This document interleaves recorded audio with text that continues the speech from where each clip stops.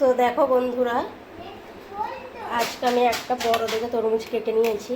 আর এখানে রুমানার জন্য দানা ছাড়িয়ে কিছুটা তরমুজ টুকরো টুকরো করে নিয়েছি, ওটা জুস বানিয়ে দেবো। আর বাকিটা রেখে দেবো, মানে আমাদের সবার জন্য খাওয়ার জন্য। তো আমি ব্লগটা এখান থেকে শুরু করছি। এখনও ঘড়িতে বাজে 11টা, এখনও ভাত বসে দিয়েছি। এখনও কী রান্না হবে তার এখনও কিছু রেডি করা হয়নি। তো ব্লগটা আমার প্রথম থেকে শেষ পর্যন্ত দেখতে থাকো। তো দেখো, আমি ব্লেন্ডারের মধ্যে দিয়ে দেবো জুসটা।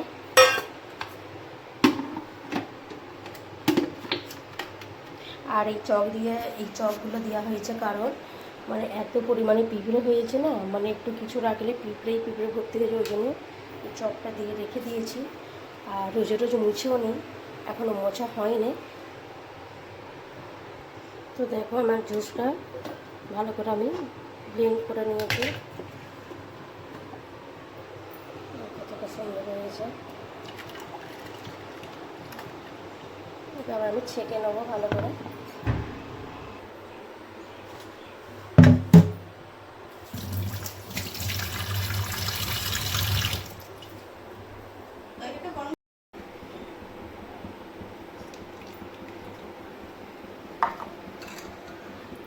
রুমানের জুসটা একদম রেডি হয়ে গেছে, ওকে এবার দিয়ে দেবো।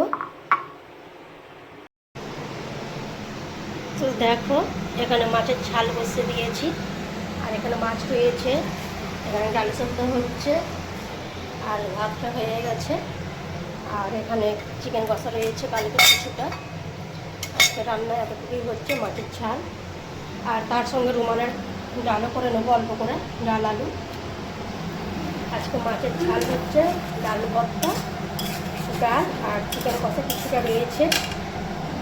তো দেখো, আমার ব্লগটা যদি ভালো লেগে থাকে প্রথম থেকে শেষ পর্যন্ত দেখতে থাকো, স্কিপ না করে।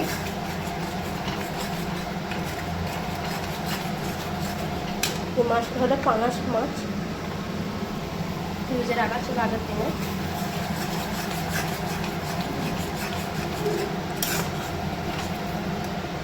তো দেখো, এই মানে কিনে বেনিয়ে রাখা র্যাকটা ফ্লিপকার্ট থেকে অর্ডার দিয়েছিলাম, কেমন হয়েছে অবশ্যই কমেন্ট করে জানাবে।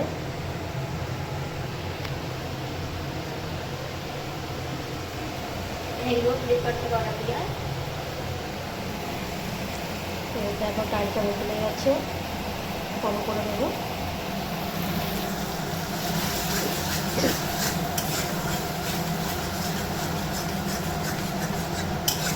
লঙ্কাটা একটু কমই দিয়েছি, কাঁচা লঙ্কা দিয়েছি যেহেতু 3-4টে, আর গুঁড়ো লঙ্কা কম দিয়েছি। তো এই মাছ উচ্ছে আলু লাল মানে একটু শুকনো শুকনো করে কষা কষা করে রান্না করতে খেতে ভালো লাগে, মাছের ঝালও খেতে ভালো লাগে।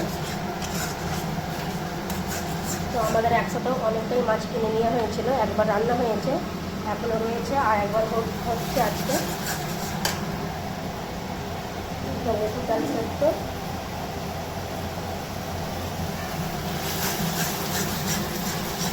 মশলাটা একটু কষা কষা হয়ে গেলে তারপরে পানি দিয়ে মাছটা তুলে দেবো। তো দেখো, লঙ্কার গুঁড়োটা কম দিয়েছি বলে খুব একটা কালার হয়নি। তারপর পানি ঢেলে দিয়েছি, এবার মাছগুলো আমি কিন্তু তুলে দেবো।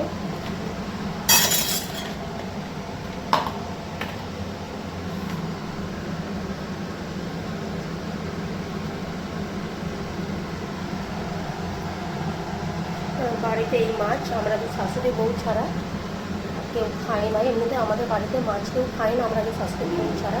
রুই মাছ হোক, কাতলা মাছ হোক বা ইলিশ মাছ হোক, একমাত্র বড় জ্যান্ত চিংড়ি মাছ ছাড়া খাই না।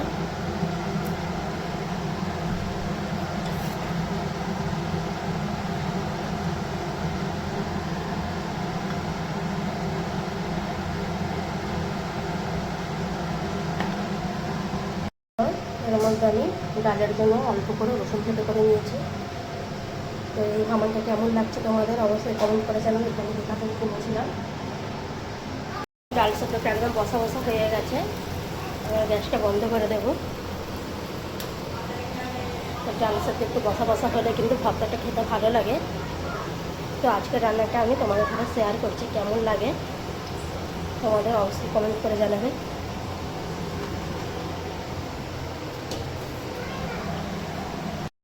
ঝোলটা হয়ে এসছে প্রায়।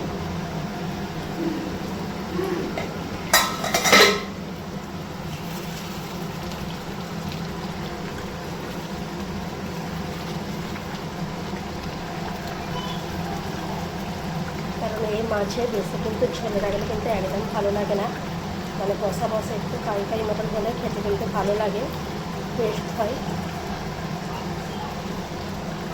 মানে ডাল বসানোর জন্য আমি এখানে কড়াইটা বসে দিয়েছি আর তেলটা দিয়ে দেবো।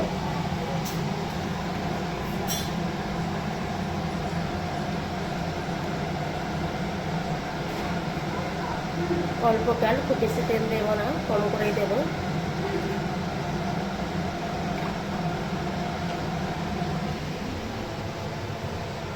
কিছু পেঁয়াজটা ভর্তার জন্য রেখে দেবো আর কিছুটা ডালে দেবো।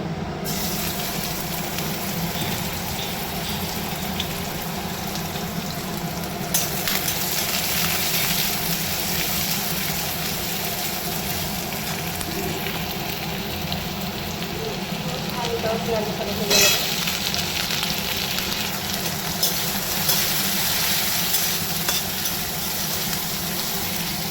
তো দেখো রসুনটাও দিয়ে দিয়েছি, এবার চালটা তুলে দেবো। রসুনটা হালকা লাল লাল হয়ে আসলে